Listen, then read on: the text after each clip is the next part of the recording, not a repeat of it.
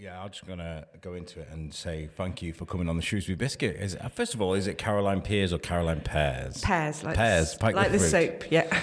Brilliant. I'm glad. I like to get those things covered up because I've had Whitley all my life and I'm Whiteley, and I'm kind of like, you know. So joining us today is blogger Caroline Pears, and we just wanted to have a quick chat about, because I think blogging, people that write blogs, personal blogs, you do a lot of book reviews and things like that. It's a way of taking a slice of your life and putting it for others to see, right? And that's life and how you function through life. And don't you think it's funny how we kind of compose ourselves from day to day?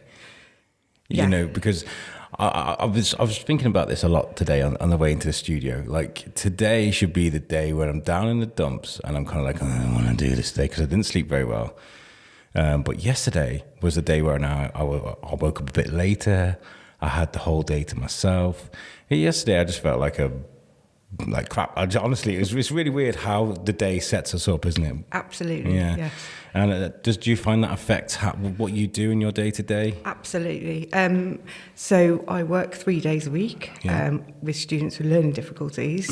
How's that? Yeah, amazing fun, absolutely amazing. I used to teach, but I've dropped that now, and I just work as support, which is great because you can walk away with it at the end of the day. But it's so much fun, but you kind of need something else as well. My children are getting older now, so I don't have the school runs to do anymore and stuff. They get up themselves and go to school.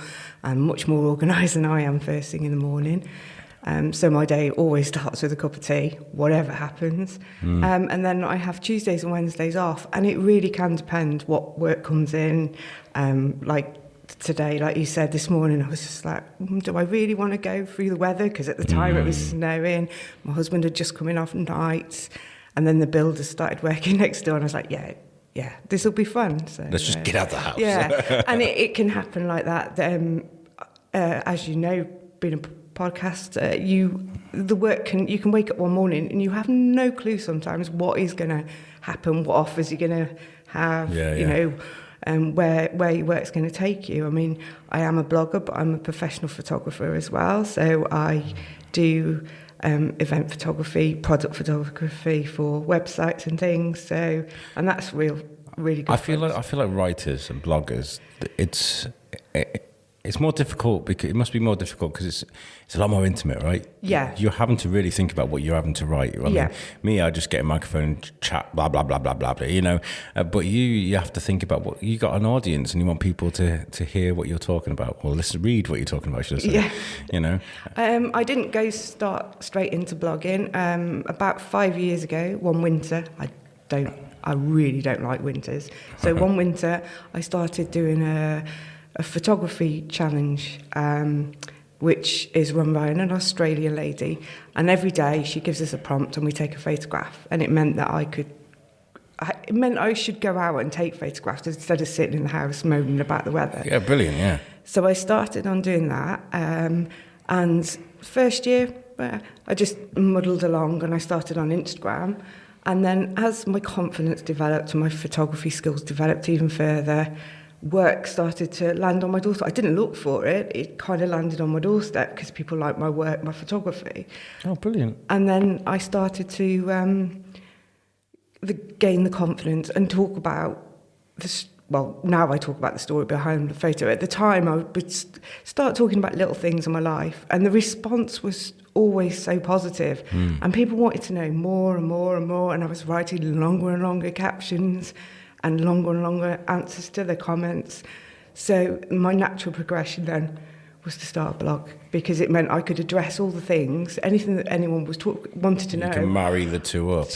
And then I can link it back, and it's been brilliant.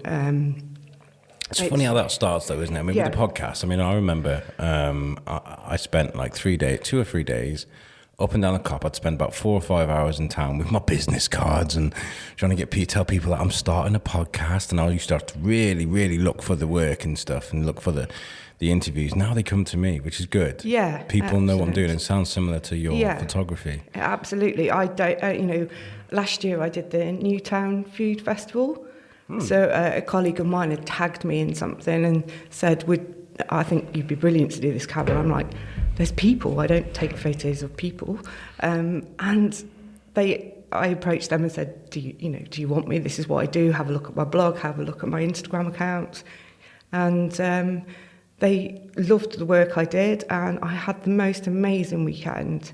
From like first thing in the morning, although I did dip out on the first day when the bands came on. I was a bit tired by then. I think I walked about 10 miles because I wanted to capture every moment, and because it was new to me as well, doing something like that. Yeah. And people were amazing. Like, if I was asking people if it's okay to take a photograph, some people are like, oh no, and I said, I totally understand. But the majority of the people loved it, and it was such a big deal for me. That was a really big deal. I imagine. And I remember my first sort of big events that I covered. The Darwin Festival aside, the first time I did it was different because I was speaking to people in cafes and going to events, releasing things. But like when we went to like the flower show, that was like a big shock to us. That was kind of like, whoa. All these people. And you are like Alice in Wonderland, aren't you? You want to smell every single flower. You want to see every single bird, and you want to, explore every single cave. Like, it's crazy. And that's what I was like. And I did the first day. It was horrendously bad, the weather was. Of course, and I did, but even that day, I kind of burnt myself out. I was kind of wandering around with a microphone, like, and it was just nuts. It's just too much. It's too much. I had certain things that he wanted me to photograph, and I had ideas myself of how I wanted to do it. But I think the defining moment for me, I think it was on the Saturday morning, they wanted me to go and photograph some award they were presenting. And over the tannoy, they said, can Caroline Pears, the official photographer, go to... And I was just like, oh, the official photographer. That's amazing. That's amazing. And they were amazing to work with. Absolutely loved every minute of it. And like I say, it would just happen to be a little comment that someone put, and it led to that. So was it at that point where you thought, I'm onto something here? Or was there a time before that? Yeah, there was a time before that. So the end of 2018, like I say, I'd already started my blog. I'd been Instagramming for a long time, and confident, and I love photography and I love books. And things weren't going so well with me, just mental health reasons weren't so great for me. And I've always suffered from depression, I'll be honest. Good. But this time... This is a safe place, don't worry. Well, it's just... And this is what I share a lot about in my journey. And I don't want to be preaching everything, but you really have to do something for yourself. You really have to...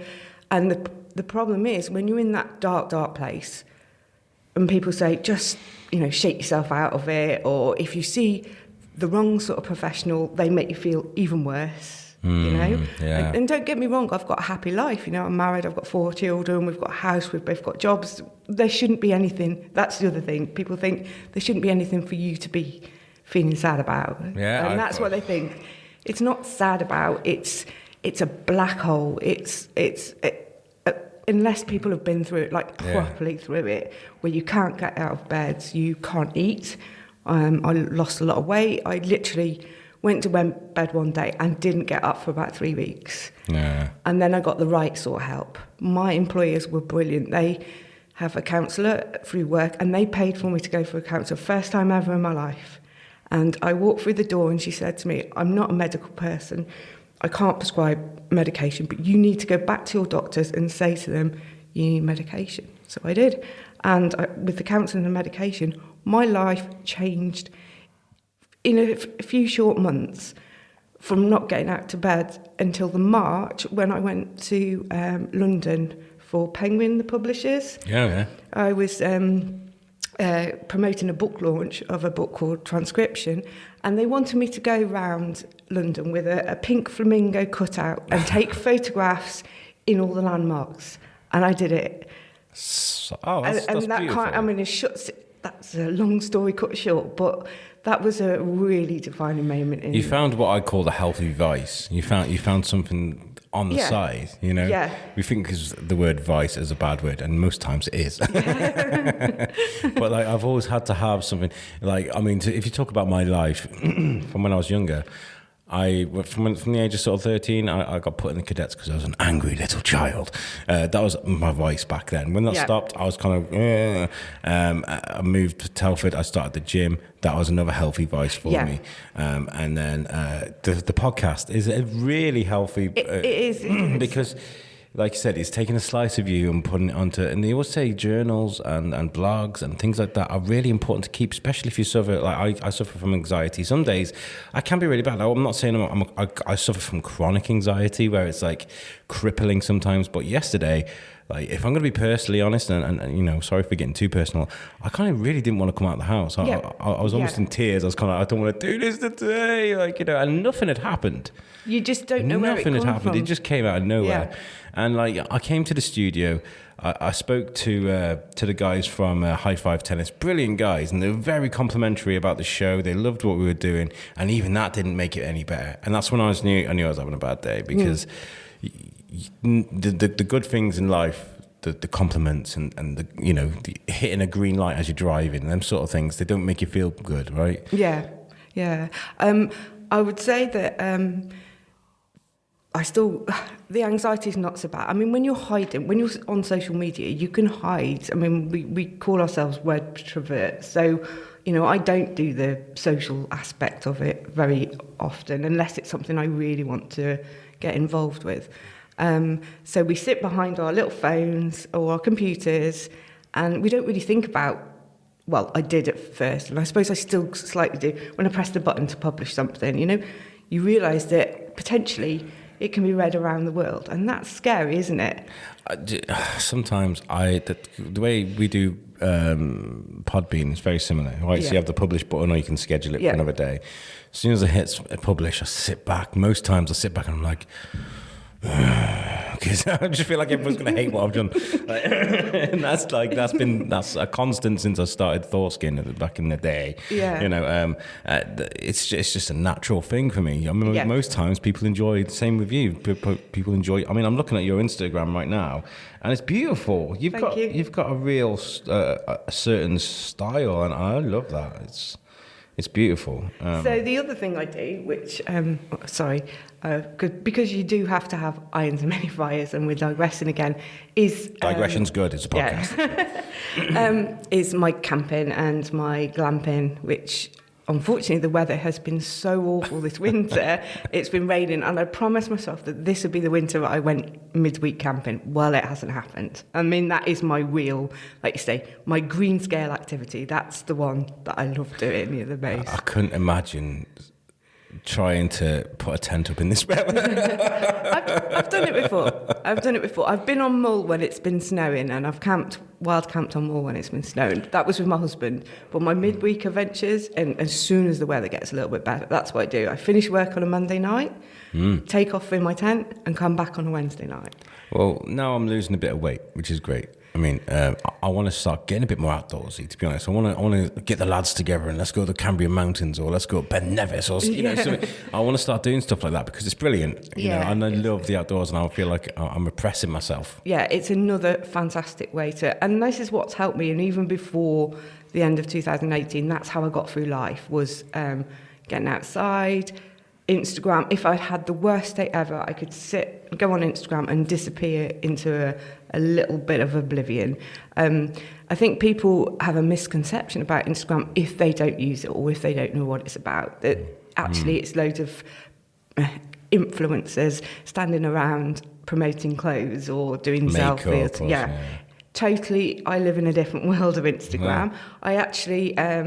other things I do, I moderate now for I said that I started doing a photo prompt a day back 5 years ago. I now moderate for that site, so that was a big thing as well. It's run by somebody in Australia, and the other lady that does it is Australian, and I do this side of it. So every other day I select the four. What kind of group is that then? Is it quite a strict group? No, anything goes. So today's prompt was Skyline. I tend to be a little bit like don't take them literally anymore. I used to, and I used to have to go and buy the things. If it said eat cake, I'd have to go and buy cake to take the photo of. I'm a little bit more relaxed like that. When I first started, I took every prompt very literally, whereas now I've grown in confidence and I have way more people following me about different things. You know, people will follow me because they love my adventures, or they'll follow me for my book recommendations, and books are another things. I mean, publishers send me books and I get to review them. I get to do something that I love and talk about it at the same time. And I love that. I mean, is that a good place to start, that kind of group? A group like that, or is that like a brilliant place? I would advise anyone. I was in a hotel last... the sun was shining last Wednesday because it was my birthday last Wednesday, and I was happy birthday for that. Yeah, and I was.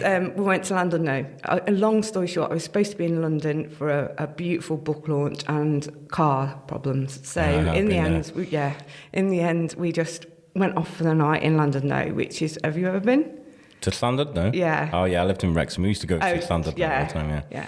And this time of year is the best time of year to go because it's quiet, and it was really nice. The weather was really nice on Wednesday. So I got up in the morning, had breakfast, and the waiter was saying to me, he said, "Oh, what are you going to do today? It's a nice day." And I said, "Oh, I'm going to go and take photographs." And I now am in the mindset of calling myself a photographer because that's really, And I've done that for quite a few years now because I get paid for what you do, then it's profession. So that's the way you've got to think about it, It's brilliant. I love your story. It's really good. I mean, the reason I ask about starters and things like that is because I'm trying to find a way to get my wife out the house, to get her doing something good. And we inherited this really nice camera off her stepdad that passed away a couple of years ago, and it's just been sat there. And I said to her, "Why don't you go and join a photography class or go and find some things?" It's a really healthy way to go and get out and express yourself. And then there was the idea that she could become the biscuit photographer. And I was like, no, we had a bit of practice, you know, so she's going to go out and practice some photography. Yeah. So the groups like that, I guess, to encourage so that. in Shrewsbury, there's a couple of photography groups. I've never made it to them. I follow them both on Facebook, and I get a little bit intimidated, if I'm honest. No offence to them, those guys, you know. You've seen what mine's like. It's a little bit different. There's so many landscape photographers around. There's so many people that do the same thing, and I just try and find my style, and I found it, you know. But with the FMS photo a day, which is Fat Mum Slim, she's an Australian blogger, and that's how she started. Just photographing her daily life, and I've been doing it for 5 years. I think it's probably 8 years old. Mm-hmm. So every day at the beginning of the month, she puts out a list of prompts, and then people I do mine in advance a lot of the time because we have lives and we have to do other things, and then you can publish it on Instagram, or there is a Facebook group every day, and anything goes. Instagram's a place for it, though. I mean, isn't it? I mean, that's the most of. I mean, they have. I started with the Facebook group, and it was nice and small, and everyone was really friendly, and it was great. And it took me quite a long time to get to grips with Instagram. It's a whole different ball game. But by doing that, there's lots of people that's all they do it for, you know. They will post every single day. I know people that have done it every day for 6 years, every single day. I mean, I skip a few days if I don't like the prompts, and it is a wonderful way to get out and build a lovely community. I mean, a lot of mine originally, when I first started especially, all my followers were Australian, and that's great because I see their side of life. So if you say, I don't know, let's have a picture of someone's house, and you get to see inside everyone's houses around the world. It doesn't matter, and it doesn't discriminate against anyone, you know. So it's always. I think the point being is everybody's human. Everybody has their abode, and everybody lives their own certain way. So it's not like this highbrow kind of landscape, over-edited photos. There's a big surge in Instagram at the moment that they've got to be Photoshop, there's a lot of Photoshop going on, and they're brilliant. If you've got the time and the energy to do that, that's fantastic. I got to say, Clarendon on Instagram is my hero at times. There's that one filter that just brightens everything up. Yeah. I mean, this room's quite a bright room. It's quite a good Sometimes room. The light makes the walls look a bit creamy, but if I throw Clarendon on, is it Clarendon or Clarendon? You throw it on the thing and it makes it look bright. I use VSCO on my phone. And I tend to, if things are looking a bit yellow or a bit cream, I cool down the temperature so it takes it, and I can brighten it as well. So. I love playing around with photos. I mean, like I use an app called PixArt to do a lot of my editing for the whether it's podcast artwork, logos, everything that I've done, everything that I've created for the show, I've done with that. Yeah, it's a brilliant piece of kit. It's something that you can just pick up and play with. It's fab, isn't it? I'll tell you another place, a great one for logos and stuff. I'm looking for it now. Is Canva.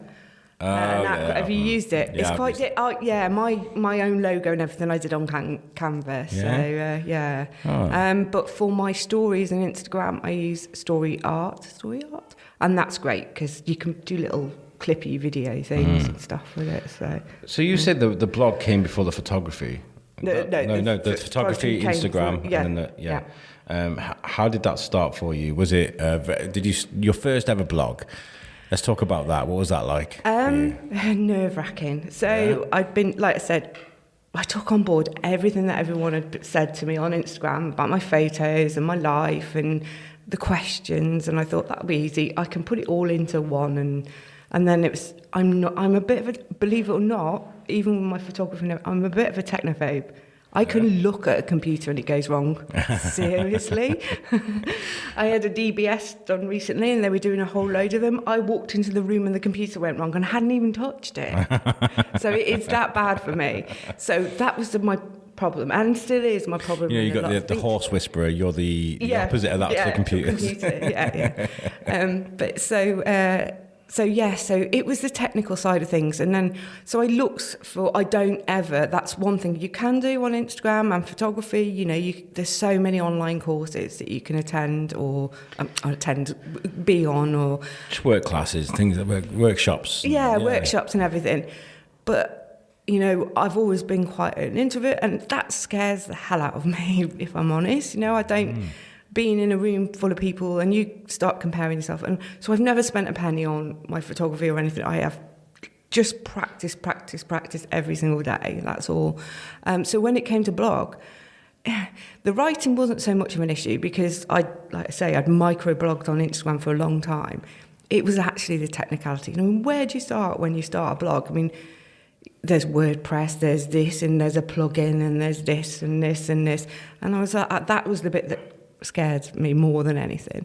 So Helen Redfern, who's a writer, was offering a little sort of introductory course on how to do your blog, and it was brilliant. And she held my hand, and actually I met her at an event not long afterwards, coincidentally, because we didn't know each other was going. But so that just helped me know where I want what I wanted to use for, how I wanted it to look. It just kind of put it all in one place. It looks beautiful. I'm looking at it right now. It does look beautiful. And what was the feedback like when you released that first blog? Amazing. Absolutely amazing. Originally I was going to be talking about minimalism and cutting out the clutter of your life, and that's what I did. I went on a big journey and got rid of loads of clutter, and because I needed more money for other things like my travelling and stuff. So I did no spend months and things like that. And then all of a sudden, I'm not kidding, about a month after I published my first blog about that, everyone in the world was talking about it. Marie Kondo was talking about decluttering, have you heard? The lady who wrote this book, and it sort of overnight, it just became... And I'm not like that. I don't like to talk about what everyone else is talking about. So I sort of did it down a little bit. I did declutter. I talked about my journey, how I did it, why I did it, because I'd been living in a caravan purposely over a summer holiday. It was we had virtually nothing with us, and it was amazing. It's free. There's nothing to move around, is there? Yeah. You don't have to dust things because there's nothing underneath or anything. And so I started with that, and it was brilliant. And then I always said to Helen I was going to book do about my travels, books, and anything else really that came my way. I mean, sometimes I do little product reviews. I don't do paid blog posts. If I do any paid work, it's on an Instagram post, and I'm quite obvious about that. But this year I want to concentrate on just building me as a person and building me as a brand. Whereas last year it was like things came my way and be like, yeah, I'll do that. Yeah, I'll do that. And all of a sudden you're doing lots of different things. And is that about like looking at what you're going to focus on? Yeah. So this year is focused on me and just making, I love doing the books, a lot more blogging. I've been a bit neglectful recently because it is one thing you have to be in the mood for as well, to sit down and write. Consistency, right? Yeah. So it's been a while since I did that one. It's been a while. But I was in the Blogosphere magazine at the end of last year, and I went to their event in November. I went to their event, which was quite amazing. And someone, quite a big Bookstagrammer, has nominated me for the Blogosphere Bookstagrammer Award this year. So I feel... Do you have to put yourself forward for that? Is it one of those things, or do you get picked? I get that she nominated me. She nominated me. That's amazing. Brilliant. Because I know a lot of these things, sometimes you go like, here's my thing, look at it. But that's brilliant. I never thought I would... I didn't really think about it. I saw that they were up. I made my nominations because I know who I'd like to win it. And then just after it came up, she shared in stories that she'd nominated me, and I was just like, whoa. But in a month or so's time, they'll announce the shortlist. To me, that doesn't matter if I make the shortlist or not. Probably not, but I'm going to think positive. But the point is, somebody nominated me. Somebody with over 50,000 followers herself nominated me, and that helps. On those days where you said things aren't... when you're trying to think the positive, you think, wow. And if you look at self-doubt and things, you think, actually, that's a big thing for me. Sometimes things like that take a while to sink in, though, don't they? I mean, like, I don't know. I mean, I've had some, like, I remember for Thoughts Kin, the other show, we had my hero come on the show. He's one of my heroes, Ralph Garman. Now, Ralph Garman, I've spoken about him a few times on the show. He's one of the pioneers of podcasts. He does one of the biggest podcasts in the world called Hollywood Babylon with Kevin Smith. He does voices for Family Guy. He's hilarious. He's a brilliant guy, and lots of people look up to him.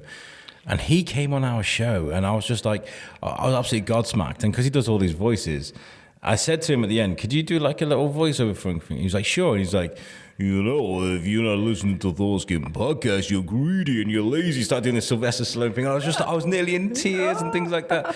But even that took like a good week to settle in. Like, we've had Ralph Garman on our show. Yeah. Because sometimes the overwhelm of it all, it doesn't affect you the same, doesn't it? No, not at all, And my kids are so used to me now skipping down the stairs announcing my... an email that's just come through that I'm really happy with, and that they're kind of like, oh, really? Yeah. I said, well, it's kind of cool, you're teenagers, it should be cool that you... they don't do social media very often. They're anti it. It's me that's meant to... But it's using it for a positive way, There's lots and lots of talk about social media being a negative thing, and actually, I've never had a negative experience with it, so... does that mean you're setting yourself up for a fall now? Yeah, probably. But I'd ride it out anyway. But I don't. No, I haven't. And because I talk about safe things as well, I must admit there are times when I wanna. I once put something on a while ago, just before the Brexit original vote, and somebody actually told me off on there for saying this isn't a place for politics. It's social media, of course it is, So I ran that and I realised that actually maybe people don't want to hear me talking about that. I can do that. It's a hard one, isn't it? It's really hard. If people follow me on Facebook personally, you'll see the struggles that I go through sometimes, because sometimes I'll see something. I'm the one that's like, stop talking about Brexit. And then I'll see a post and I'll be like,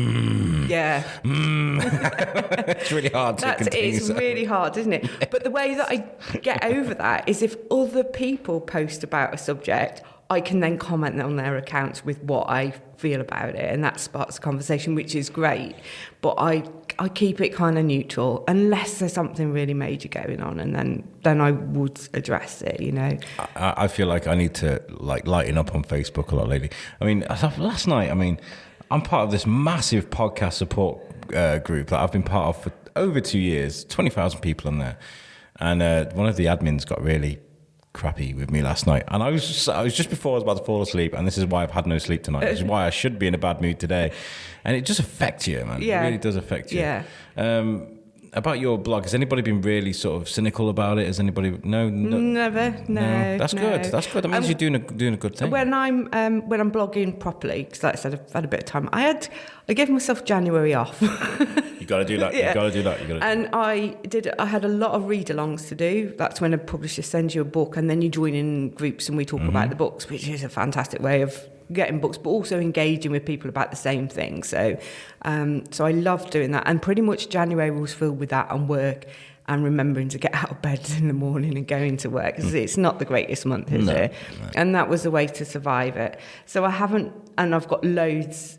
And there'll be days where it's all in my head and I can write the whole lot, like a bit like your podcast. You know, you can get them all ready and get them. Yeah. So it'll be days like that, but I have to be in the mood. And the same with my photography. When I do the flat lay photographs on white backgrounds, the ones that I've taken for this month, I did in one day because I was in the mood for it. Yeah. So it does depend. Do you know what? Like, the blogging thing is a really romantic idea to me personally. I can imagine myself sat there with an old-fashioned typewriter. I'm joking. Yeah. No, but, sitting there. I have got one. I don't use it. Glass of wine or something, just sitting and just glowing fire in the background or something. I don't have a fire, but, this is the idea of my head of just casually breezing through a blog that I'm going to release and tell people about the world. But I know I would just see it as homework and I would just never get it done. It is. I almost have to give myself a deadline for things, and sometimes I'll do it. So I'll put an Instagram post on and go, right, a bit later today I'll be publishing a blog, and it'll get to later today and I think I better get it done,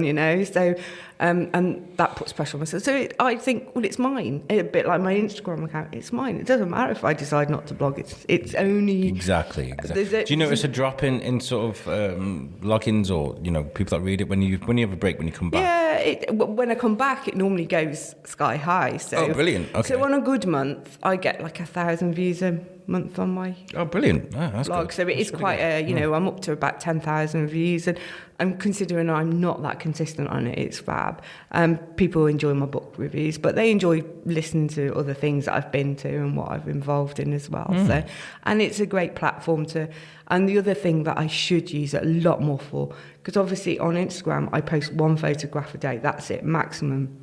It's all to do with being seen on Instagram. If you know that, it's like, so I only do one a day.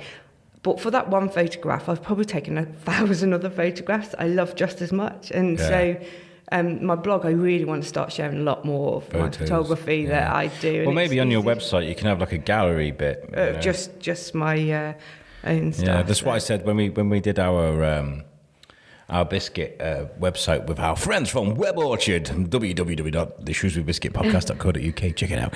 When we did that, I said I'd love a gallery feed. I'd love people to see it. And he was like, okay, we'll just do a link to your Instagram. I was like, perfect, because for a non-visual entity that is the podcast, we've got quite a cool little Instagram that we share a lot of pictures with. But like, you're right. I mean, I went to Hawkston Follies on Friday, and I saw that. How was that? That was brilliant. It was so I woke up in the morning and I was kind of like, what have I done? Why? Because I'll fight anyone. I'll swim with sharks. I'll slay the dragon. But roller coasters and heights are not a thing for me. Yeah, I used to do a lot of rock climbing and things because I like to challenge myself. So this is why I was like, Hawkston Follies are about to reopen. We need to do something for them, and let's do it on top of because we've got this stuff. We can literally, that proves that we can pretty much record anywhere.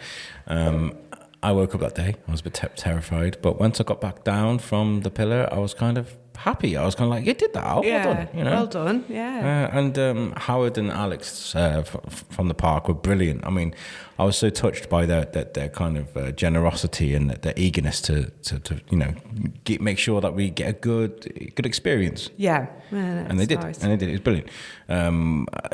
But yes, going back to what were we talking about? I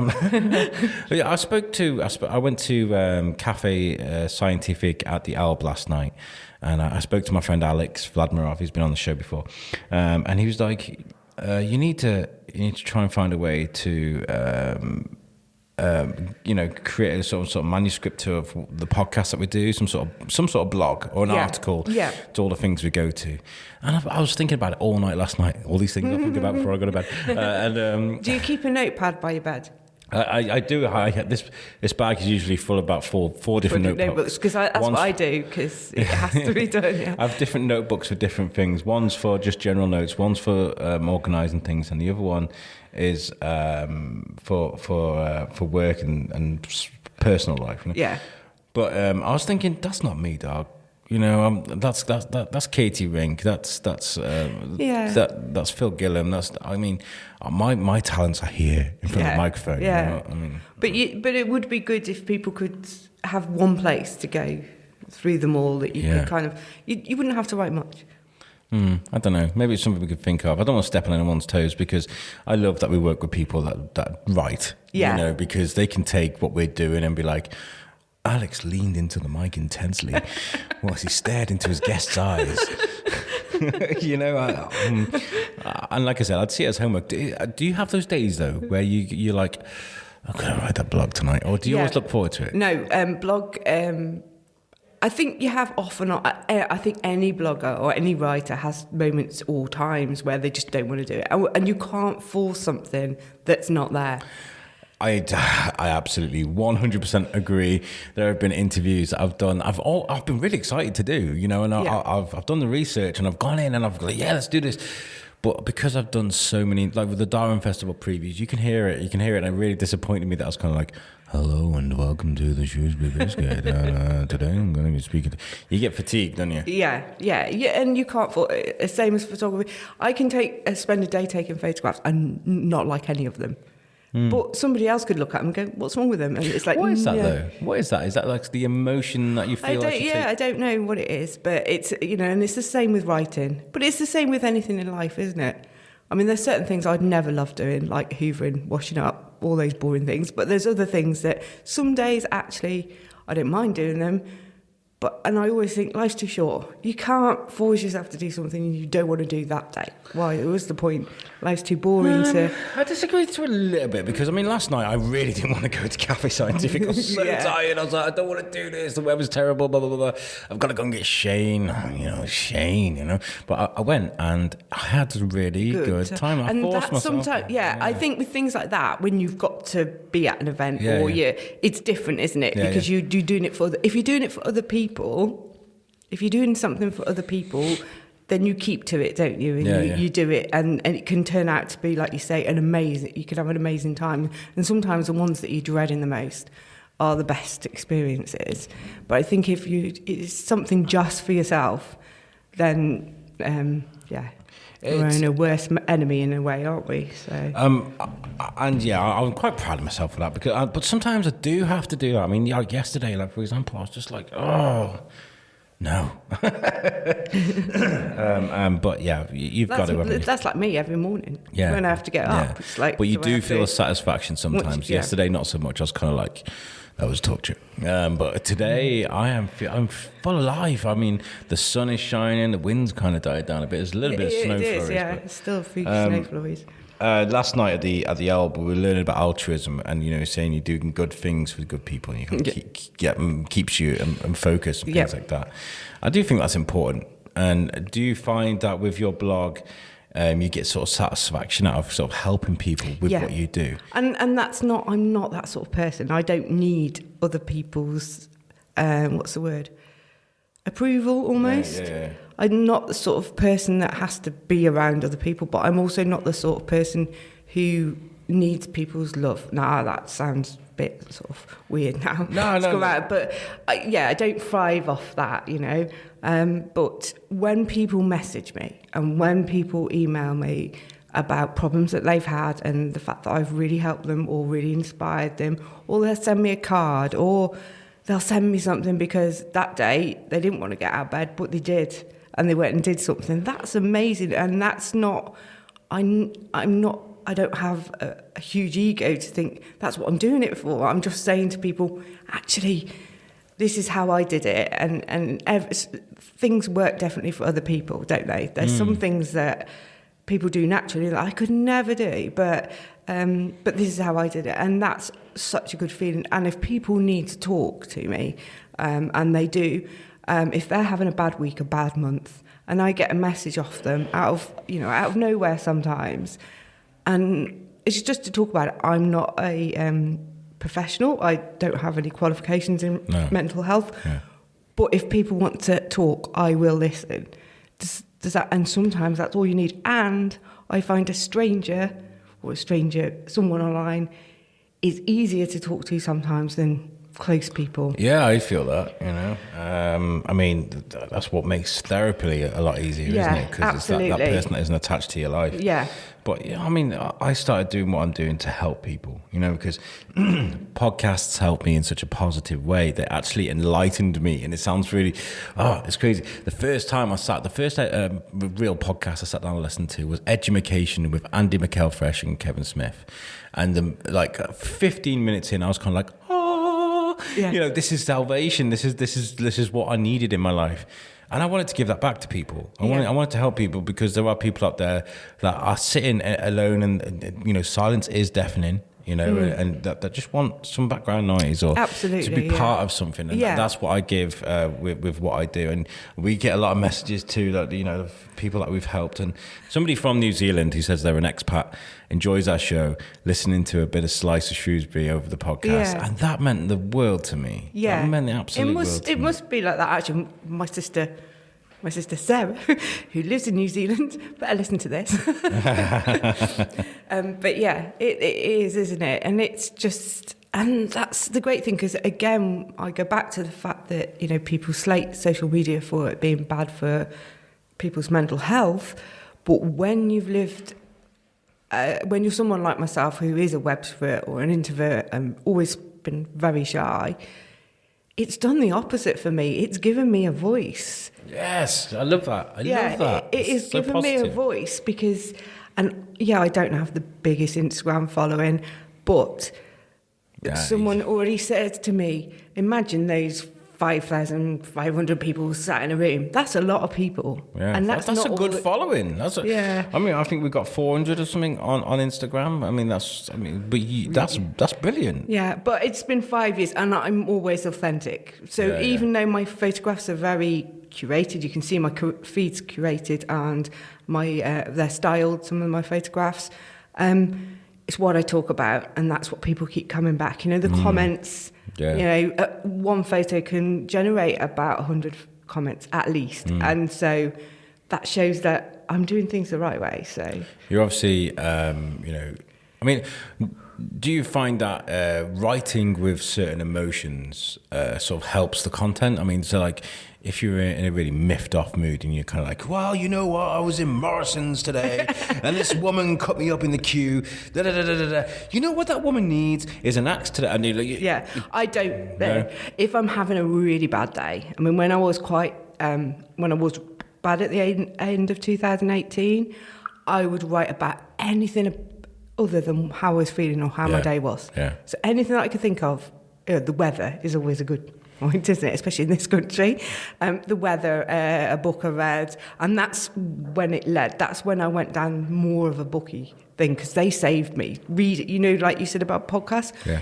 Getting lost in a book when nothing else will rise your spirits means that you're not thinking about anything else but those characters in the book. And that helped me. And I think because of that was when I then decided, actually, this is a really safe thing to talk about. And people always love a book recommendation. And if they don't, they like my little reviews that I do on them anyway. I always a little bit tongue-in-cheek when I do things. Oh, we love a bit of tongue-in-cheek. Everybody does. Yeah. And, and for me, I don't review the book, in black and white kind of thing. I tell them how the book made me feel. And I set the scene. So if I've read a book when I've been camping in my bell tent, that's white camping, not some nylon tiny thing, but a nice canvas bell tent. So if I've sat by a river in my bell tent and I've read a book, I set the scene to that. And the photograph's there, but also I can tell them that I've just seen a kingfish, or I've just seen, fish jumping out of the water. And I set the scene, and I tell them how the book makes me feel. Not generally the plot. I don't give anything away. No spoilers, yeah. No spoilers, but it kind of because that's what you want. You want to know how something's going to make you feel, don't you? Really, you know, like you can verbally, and that's exactly what I do in the written word. Really, because we've had a few authors on the show. Kevin Horak, one of them, you know, and I was saying to him like, it is intimate. Which I mean, like blogs are intimate, but books, really, that is. I mean, when you think about it, every single word on that page has come from the soul. Person. Like that's come from their head. Like, and when you read a thriller and you think, oh, I'd never want to meet that person. Yeah. Do you know what I mean? I read a book last month called The Memory Wood, and I can't think of the name of the author right now, but I read it and I was just like, do you know what? I'd never want to meet that person on a dark night. Never ever, you know? And you wonder how these things can even appear in people's heads, don't you? You know? But yeah, that's been brilliant. And the lovely thing about working with publishers, and I work with authors, and, you know, we build up a rapport as well. So they'll be messaging me about things in the book, and I'll say, oh, this was great, and I love doing this. So yeah, it's opened up a whole world of just escapism, really. I think the last sort of series of books I started reading was Jack Reacher. I feel like I haven't had time to read a lot lately because I do a lot. I'm constantly busy. I don't have time to pick up a book. I wish I could, because I myself, like, I mean, I used to love the Sharp books by Bernard Cornwell, right? But I remember this one book, I can't remember which one it was, forgive me, but these books always lead up to a battle. It's set in Napoleonic, you know, Europe. So like there's always a battle that builds up to. And I remember this one book, it built up, and then there was no battle. And I had like jarhead syndrome. I was kind of like, where's the battle, man? What am I going to do with my day? You know, I just was pacing up and down. I'm like, well, I need the battle, man. You know, but he would describe battles in the most horrific ways. Like they'd be like, and it's something I can read. That's weird, isn't it? Because it's something I can read. I can read pretty much anything, but I couldn't watch it. I wouldn't be able to watch that. I can cut out the really bad bits if I need to. But in a book, it's that, I don't know. You've taken it.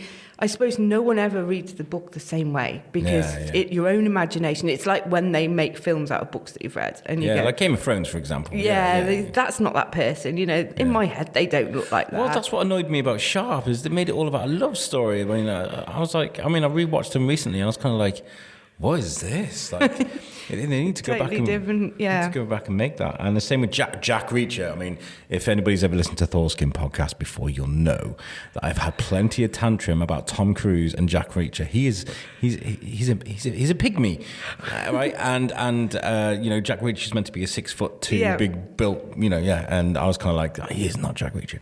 It does annoy me. But, So what you were saying earlier about, funny enough, about the fact that I haven't blogged much this year so far. They'll come. But I have an office. Well, my daughter moved out a few years ago, and once she went, she went off to university and stuff. And so I made it into an office. Mm-hmm. She still has a bed there when she comes back, but she doesn't come back very often now. And it's a beautiful space, really nice. I've got plants, you know, as you should. I've got plants in there. It's all white, and it's got a white desk in it, and in the corner a really comfy chair. So I say to the kids and to my husband, right, I'm going upstairs to work, you know, to blog or to check my emails and stuff. And there's a chair in the corner. So I sit in the corner and I'll set my alarm for when somebody might need me. And then I sit in there and read. So that's how I get away with reading. It's your place of zen. I think everybody needs that. I mean, whether it's a guy that wants a den or something, that's exactly what it, you know, that's what it is. It's my sort of space, and I do spend, and I love sitting there, you know, I light the candles, I put the music on, I set the scene, and then I think I'll just do 10 minutes reading, and 2 hours, and then it's like, oh, I didn't do that, and that's fine, you know, I'm not, because I'm doing it for me, and, you know, then I've not promised anyone anything for a blog. If it'd be different if I was doing the blogging through work. Instagram's more work, but with blogging, more work as in I often have to take a photograph for a certain company or whatever. So I do that, but I'm doing a bit less of that this year. How good are you remembering things to put in your blog? So certain things you've seen during the day. Do you take notes or do you? Like you said, I keep a notepad, or for me, it's quite visual as well, because so I always, even if I've done a book review about one book, there'll still be like 4 photographs of that book. Yeah. So, and that helps me set the scene in my head. So often my photographs that I take will remind me about what I want to talk about. So. It's funny how certain things remind you of books. I mean, like music, smells, tastes, things like that, you know. There's certain songs. I mean, there's Nirvana reminds me of Harry Potter, and how? Because I used to listen to a lot of Nirvana when I read Harry Potter as a kid. Right, and it's true, isn't it? Yeah. How does that take you back? Yeah, it's crazy. I remember. There's loads of certain sounds and things that take me back. Take you back and a smells. certain scene in a book, you know, and it's crazy. The latest book, or one of the latest books I've read, is a book called The Mercies, which is what I was supposed to be in the book launch for last Tuesday. And for the read along, they sent us aniseed tea leaves, little candle things, biscuits. Saying too many times. Biscuits, flour for some bread. So that as we read through the book, we'd stop at certain points and we'd be able to taste and smell what was going on in the book, and it was like such a 4D book. That's amazing. I mean, I work with students with learning difficulties, so we do sensory stories. It's not something. But it was great to experience it on the other side, you know, for the first time. What a brilliant idea! Isn't it amazing? What an amazing idea it was, and it was really sensory and really kind of. And so I remember anyway the author, and I can't say it because it's a Scandinavian name, but. She was on Radio 1 with Joe Wiley, and she played this tune by somebody called Susan Zonfer. I don't know if that's right or not, but and this was before I'd received the book, and I was listening to her talking about the book, and it was just such a haunting song. I had to then I couldn't remember what the musician was called, so I messaged her over on Instagram, and she told me. So while I was reading the book, I also played this music, and like you said, that whole experience is not just about reading a book. It's about enjoying, making it a whole experience, really. And I go and see her tonight. So I missed last week, but she's in Oswald Street tonight. So I get to go and meet her. Take 2. Yeah, I am, and I've got a book I've got 2 books because I'm giving one away at the moment on Instagram, but for her to sign. So it'll be really nice to see her. So. Nice. Yeah. Is there anybody you want to give a shout out to? People that have sort of helped you along your way? Oh gosh, yes. Alice, who of course you can't see this because it's not visual, is it? Let's take a picture. Yeah. I've got lipstick all over it. Alice. The cup of you. Hashtag. Oh yeah. So this is my own hashtag. Yeah, wow. I have my own hashtag. So again, it was something I've always shared. It's a cup of tea, looking out onto wherever I am. I've seen it on your blog and on your Instagram. Yeah. So I worked with Alice Draws a Line, who's a Shrewsbury lady. Wow. She's just opened her own studio, but we first met after communicating online for quite a while. We actually first met this time last year, and we soon we just clicked. We had this amazing relationship, and I kept saying to her, I need to design my own mug because I have my own hashtag, and so people from around the world share their cups of you wherever they are, and then once a month someone can win a mug. So I wanted my own mug for them to win. So we worked together and designed this. So nice. I like it. It's beautiful, isn't it? Yeah, and it sums me up because blue is my colour and I've got everything on it. So Alice, obviously my husband, Mr. P, ever supportive for the times where he holds the camera just when I want him to. I do 99% of my own photographs, but if he's around and I want a photograph of me in it, I get him to stand where I want me to stand and take the photo, show him what it looks like, and then he's getting better. He is getting better. He's the best Insta husband My wife, I always say this, my wife is Colombian, and if you know a proper Colombian, you're not Colombian unless it's photo, and everybody gathers up and someone's taking like a million and you got to walk back. Is that okay? No, go back and do it again. Is that okay? No. Yeah, that's quite an ordeal. So yeah, he deserves a medal. No, he does, and he's so supportive. I mean, he works shifts, so it works really well together, and he is amazing. And obviously, my children. I've done one maybe. But she waved, by the way. She waved. Yeah, I waved for my kids. Shall I really embarrass them? Okay, Isaac, Merlin, Noah, and Alana, but she's in Newcastle, so. Yeah. It's past your bedtime. Go to bed. I'm normally in bed before them these days. So, but yeah, and everybody that follows me on Instagram and I'm not known in Shrewsbury. I don't do much in Shrewsbury. That's the weird thing, isn't it? Yeah, well, you will be now. You're the world famous Shrewsbury Biscuit. Where can people find your work? So I'm Pears39 on Instagram, and my blog's called it as well. And I have a Facebook page too, all Pears39. It made it easier. I spent 2 days trying to work out a new name when I started my blog and decided I already was Pears39. So I need to change our Twitter handle because we're like Team SY1 or something. I don't do Twitter. Well, I think I just concentrate on a couple of things because I don't do Twitter. For someone that likes to write, it must be quite difficult to like fit everything in like 2 minutes. Yeah, so I just Instagram is my first. I have a Facebook page because a lot of businesses, when you work with them, require to have, because when they link together, you have to link the account. So I have that, but I'm very neglectful of it. So, but please come along and follow me on my Facebook page if you don't have Instagram. And yeah, but Instagram Pears39. And if anyone does ever want a photographer, that's where you can find me if you want something a little bit different. And I gotta say, if you haven't checked out the Instagram yet, I mean, you definitely should get out your phone right now and do it. But I mean, it's beautiful. The imagery there is spectacular. So yeah, well done. It's beautiful. I love your story because you took yourself out of a dark place and you found salvation in your work that you're doing now, and I feel like that's really important. Yeah, and. You found something. You found your healthy vice. That's and I encourage everybody to do that. I mean, you don't have to record a podcast, write a blog, but there is something out there for you that will just keep you from going up the walls. I think it's important. Absolutely, yeah.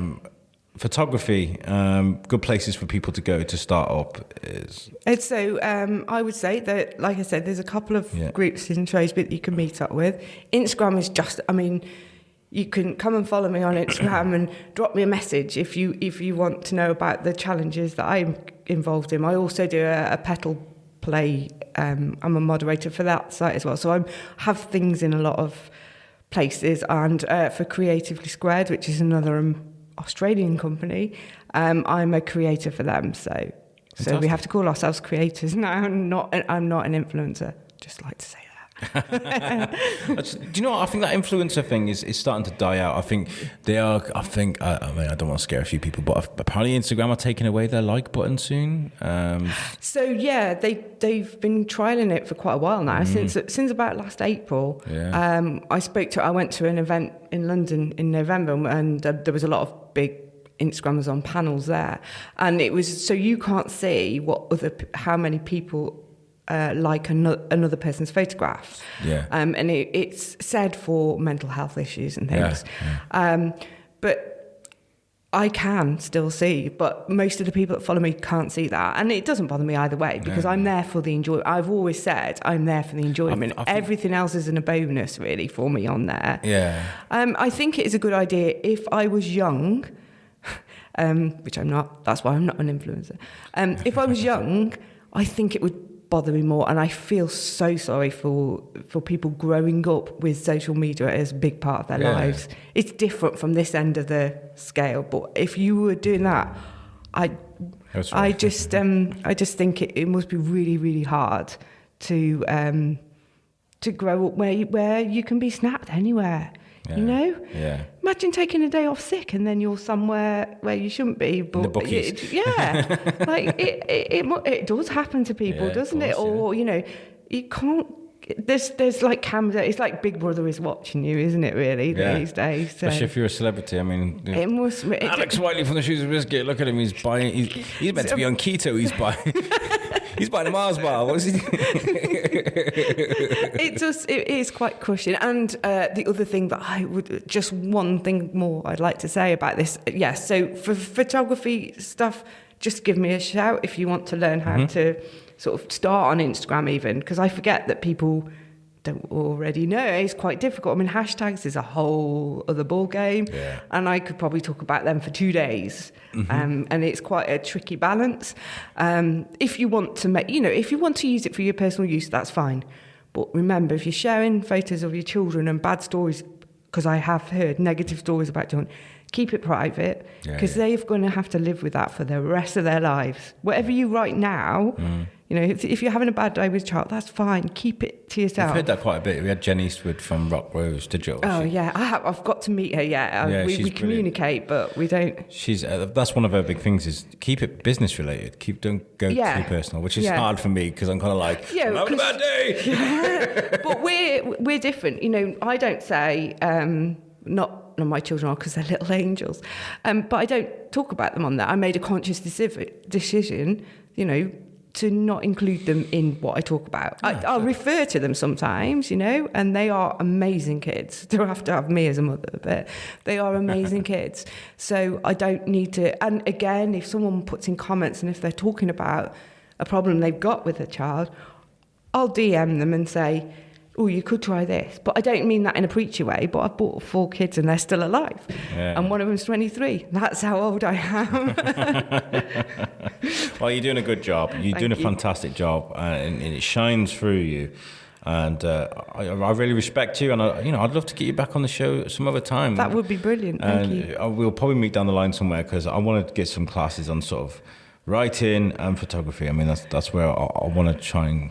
Let's just see what happens. Yeah. And that's what I say, and it's been great to actually do something in Shrewsbury, and lovely to meet you, because I've been watching your and how busy you are and how much you do, It is a passion and a project of passion. It's something I love doing. But it shines through, and like you say, if you're genuine about something, like I am about what we do, it does shine through, doesn't it? The thing is, this show is I'm super honest. Yeah. When Dave Waterhouse was giving me a rollicking about not going to the museums on one of the shows, I kept it in, because he's right. I should be going to the museum more often and supporting them. But I was just kind of like, let's keep it in.